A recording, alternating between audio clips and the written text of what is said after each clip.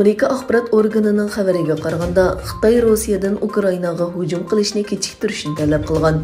New York vaqt yesining xabar qilishicha, bir qism Amerika va Angliyalik istixborot amaldorlari Xitoyning 2-oyning 5-ida Moskvadan Ukrainaga hujum qilish planini kechiktirishni va Beijing Olimpik tanarakat musobaqasi oxirlashguncha saqlashni talab qilganligi haqida uchurga erishgan.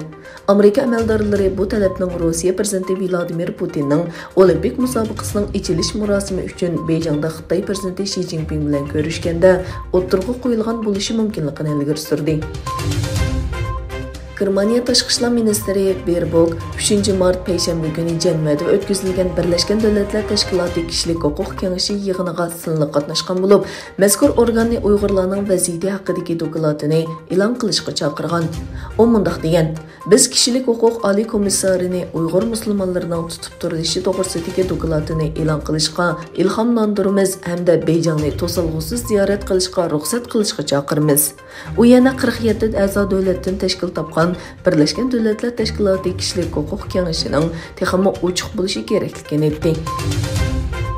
Fransiya prezidenti Emmanuel Macron Twitter hisobida tunugun atganda Rossiya prezidenti Putin bilan bo'lgan telefon suhbati to'g'risida bayonot e'lon qildi. Putinning bu bosqichda Ukrainaga qaratilgan hujumni to'xtatishni rad qiladiganligini o'tirg'i qo'ygan Macron, insonparvarlik fojiasining oldini olish, dialogni saqlab, texmi nachar ishlarning oldini olish kerakligini o'tirg'i qo'ydi. Xitoy Birlashgan Davlatlar Tashkiloti Umumiy Majlisining Rossiyaning Ukrainaga qaratgan harbiy hujumini ayblash qaroridan voz kechdi.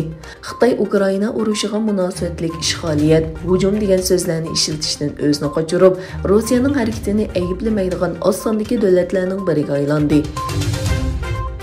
Rossiya prezidenti Vladimir Putin va Saudiya Arabiston valiahdi Muhammad bin Salman neft bozoridagi o'zgarishlar va Rossiyaga qaratgan embargolarni muzokara qildi.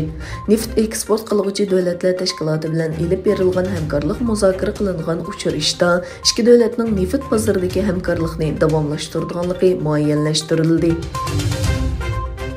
Moldova prezidenti Maya Sandu davlatining Yevropa ittifoqiga kirish xitobnomasiga imzo qo'ydi.